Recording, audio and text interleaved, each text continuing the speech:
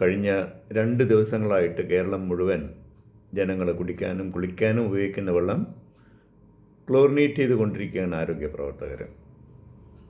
വളരെ ശ്ലാഘനീയമായിട്ടുള്ള ഒരു പ്രവർത്തനമാണെങ്കിലും free living amoeba കൊണ്ട് ഉണ്ടാവുന്ന പ്രധാനപ്പെട്ട 2 അസുഖങ്ങൾ, മരണസാധ്യതയേറെയുള്ള അമീബിക് മെനിഞ്ചൈറ്റിസും വൈകല്യങ്ങളും അന്ധതയുണ്ടാക്കുന്ന ഇൻഫെക്റ്റീവ് കെറാറ്റൈറ്റിസും, ഈ 2 അസുഖങ്ങളും ഈ ചുറ്റുപാടുകളിൽ ഈ ഫ്രീ ലിവിങ് അമീബ കൂടുമ്പോൾ ഉണ്ടാവുന്നതിന് സ്ഥായിയായിട്ടുള്ള ഒരു പരിഹാരമാവുമോ? ക്ലോറിനേറ്റഡ് വാട്ടറിൻ്റെ അകത്ത് 0.5 പാർട്സ് പെർ മില്യൺ മേലെ ക്ലോറിൻ ഉണ്ടാകുമ്പം അമീബ ഉണ്ടാവില്ല. പക്ഷേ അത് എൻവയൺമെൻറ്റിൽ മുഴുവനും വ്യാപിച്ച് കിടക്കുന്ന അമീബകളെ നമുക്ക് കൊന്ന് ഉന്മൂലനം ചെയ്യാൻ സാധ്യമല്ല. അതുപോലെ തന്നെ ഈ ക്ലോറിനേഷൻ ഏതാനും മണിക്കൂറുകൾ കഴിയുമ്പോഴത്തേക്ക് അതിൻ്റെ ഫലം കുറഞ്ഞു പോകും. അത് തുടർന്ന് ചെയ്ത് കൊണ്ടുപോവുക എന്നുള്ളത് വളരെയേറെ ബുദ്ധിമുട്ടുള്ളൊരു കാര്യമാണ്. എത്രയോ ആരോഗ്യ പ്രവർത്തകരുടെ പ്രവർത്തനങ്ങൾ വേണം, അത്രയും ബ്ലീച്ചിങ് പൗഡർ വേണം. റിക്കറിങ് എക്സ്പെൻഡിച്ചറുള്ളൊരു കാര്യം വെച്ചുകൊണ്ട് നമുക്കൊരു സ്ഥായിയായിട്ടുള്ളൊരു കാര്യം നമുക്ക് കിട്ടില്ല. അപ്പോൾ അതിന് സ്ഥായിയായിട്ടുള്ളൊരു പരിഹാരം വരുന്നത് ജനങ്ങളുടെ ബിഹേവിയറൽ ചേഞ്ചസ് ആണ്. ഈ അസുഖം എങ്ങനെ പകർന്നു കിട്ടുന്നു, അത് ഏത് രീതിയിൽ തടുക്കാം എന്നുള്ളത് നമ്മൾ ഓരോരുത്തരും അറിയണം. വരും ദിവസങ്ങളിൽ നമ്മൾ ഓരോരുത്തരും ഇത് പറഞ്ഞു കൊടുക്കുന്നവരാവണം. ആരോഗ്യ പ്രവർത്തകരുടെ മാത്രം ഉത്തരവാദിത്വമല്ല. അറിവ് ഉണ്ടാക്കുകയും അത് മറ്റുള്ളവരേക്ക് എത്തിക്കുകയും ചെയ്യണം. ഒരുപാട് ചോദ്യങ്ങൾക്ക് ഉത്തരം പറയാൻ നമുക്കാവണം. ക്ലോറിനേഷൻ്റെ കാര്യത്തെക്കുറിച്ച് അത് ആരോഗ്യ പ്രവർത്തകർ നമുക്ക് ചെയ്തു തരുന്നു. അത് സംബന്ധിച്ചുള്ള ചില ചോദ്യങ്ങൾ ഉണ്ടാവും.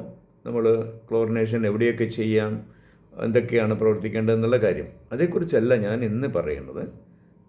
നമ്മൾ ജനങ്ങളിലേക്ക്, പ്രത്യേകിച്ചും ഏറ്റവും കൂടുതൽ വെള്ളത്തിൽ കുളിക്കുകയും കുത്തിമറിയുകയും ചെയ്യുന്ന കുട്ടികളെ, നമുക്ക് 10-18 വയസ്സിന് താഴെയുള്ള കുട്ടികളാണ് പ്രത്യേകിച്ചും മഴക്കാലത്ത് പുറമെ പോയി കുളിക്കുകയും അതിലേക്ക് ചാടി മറിയുകയും ഒക്കെ ചെയ്യുമ്പോൾ പ്രധാനമായിട്ടും അവരിലേക്ക് എത്തുന്ന അറിവുകൾ, പ്രത്യേകം സ്കൂളുകളിലൂടെ ആയിരിക്കും അത് നല്ലത്.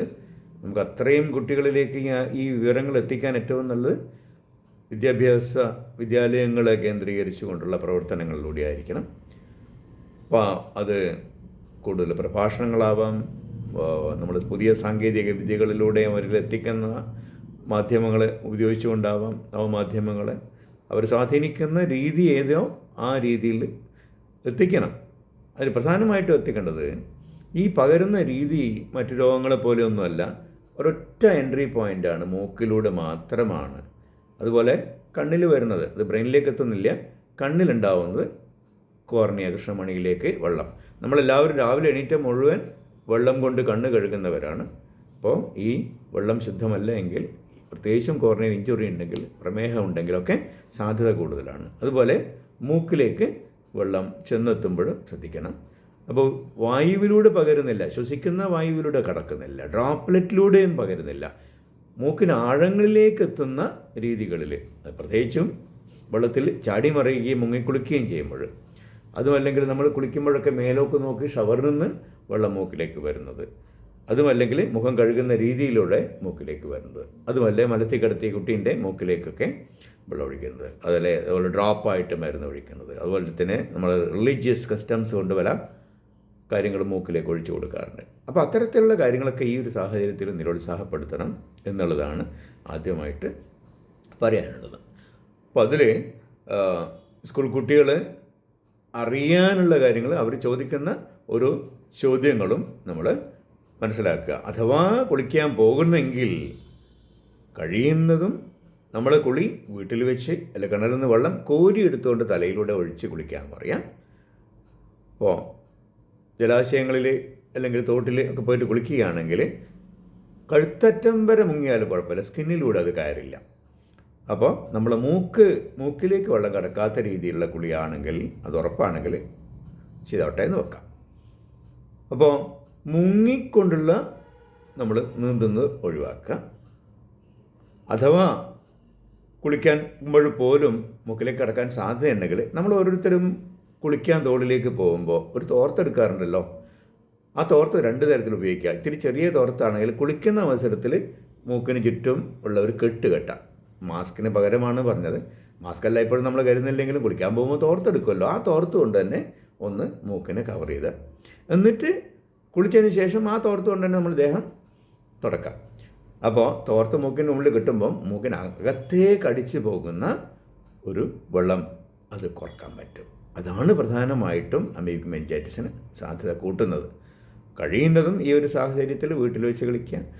വെള്ളം ഒരു 60 ഡിഗ്രി സെൻറ്റിഗ്രേഡൊക്കെ മേലെ ചൂടാക്കി കഴിഞ്ഞ് കഴിഞ്ഞാൽ അമീബ ഉണ്ടാവില്ല. അപ്പോൾ ഇത് ചൂടുവെള്ളം ഇഷ്ടമാണ്. 40 ഡിഗ്രി സെൻറ്റിഗ്രേഡിലൊക്കെ അവന് സുന്ദരമായിട്ടും ജീവിക്കാൻ ഇഷ്ടമുള്ള ഒരു കാര്യമാണ്. എന്തുകൊണ്ടാണ് ഈ എൻവയൺമെൻറ്റിൽ ഇത്രയേറെ ഈ ഒരു കാര്യം ഉണ്ടായത് എന്നുള്ളത് നമുക്കിപ്പോഴും നമ്മളെ അതിശയിപ്പിക്കുന്ന കാര്യമാണ്. പല കാരണങ്ങളും ഉണ്ടാവാം. എൻവയൺമെൻറ്റൽ ഒരു താപനിലയുടെ മാറ്റങ്ങളായിരിക്കാം, അതുപോലെ തന്നെ നമ്മുടെ ബാക്ടീരിയൽ കണ്ടാമിനേഷൻ, ജലാശയങ്ങളുടെ ശുദ്ധിക്കുറവുകൾ. അപ്പോൾ ബാക്ടീരിയയെ തിന്ന് വളരുന്ന അമീബകളാണ് ഇവർ. അപ്പോൾ കോളിഫോം കൗണ്ട് കൂടുതലുള്ള ഒരു ഇടങ്ങളിലൊക്കെയും അമീബ അങ്ങനെ വളർന്നു വരാൻ സാധ്യതയുണ്ട്. മറ്റൊരു കാര്യം പറയുന്നത്, താപം കൂടിയപ്പോൾ ഇവരെ കൊന്നതിൽ നിന്ന് മറ്റ് ജീവികൾ നശിച്ചു പോയതാവാം. അപ്പോൾ എന്തെങ്കിലും ഒന്ന് കൂടി വരുന്നുണ്ടെങ്കിൽ 2 കാരണങ്ങളാണ്. ഒന്ന്, അവരെ മൾട്ടിപ്ലിക്കേഷന് ഫേവറബിളായിട്ടുള്ള ഒരു എൻവയൺമെൻറ്റ് ഉണ്ടാവുക, അതുമല്ലെങ്കിൽ അവരെ നശിപ്പിക്കുന്ന ഒരു കാര്യം ഇല്ലാതായി പോവുക. അപ്പോൾ ആരാണോ അവരെ തിന്നുകൊണ്ടിരുന്നത് അവർ നശിച്ചു പോയി. അപ്പോൾ ചൂട് കൂടിയപ്പോൾ അങ്ങനെ സംഭവിച്ചിരിക്കാം. അപ്പോൾ എന്ത് കാരണങ്ങളായാലും ഒരുപാട് ചോദ്യങ്ങൾക്ക് ഉത്തരം കിട്ടുന്നത് വരെ നമുക്ക് ചെയ്യേണ്ടത് ജനങ്ങൾ സ്വയം ബോധവൽക്കരണം ഉണ്ടായിട്ട് അതിൽ നിന്നും സ്വയരക്ഷ ഓരോരുത്തരും തേടുക എന്നുള്ളതാണ്. അപ്പോൾ നമ്മൾ ശ്രദ്ധിക്കേണ്ടത് വിദ്യാർത്ഥികളെയാണ്, വിദ്യാലയങ്ങളിലൂടെയാണ് ഈ അറിവ് കൂടുതൽ പകരേണ്ടത്. മറ്റിടങ്ങളിൽ മുഴുവനും ഇതിൻ്റെ സാധ്യതയുള്ളവർ ആലോചിക്കുക. ഹോട്ടലുകൾ, സ്വിമ്മിംഗ് പൂളുകളിൽ, അതുപോലെ തന്നെ വാട്ടർ തീം പാർക്കുകളിൽ, അവിടെയൊക്കെ ഈ കാര്യങ്ങൾ ക്ലോറിനേറ്റ് ചെയ്ത വെള്ളമാണ്, വെള്ളം മാറ്റുന്നുണ്ട്, വൃത്തിയാക്കുന്നുണ്ട്, അത് സമയാസമയങ്ങളിൽ സുരക്ഷിതമായ അളവിൽ ക്ലോറിനേറ്റ് ചെയ്യുന്നുണ്ട്. അതിൻ്റെ സർട്ടിഫിക്കേഷൻ്റെ പദ്ധതികൾ കുറേയും കൂടി ഫലപ്രദമായി നടപ്പിലാക്കുകയും ചെയ്യണം എന്നാണ് എനിക്ക് പറയാൻ.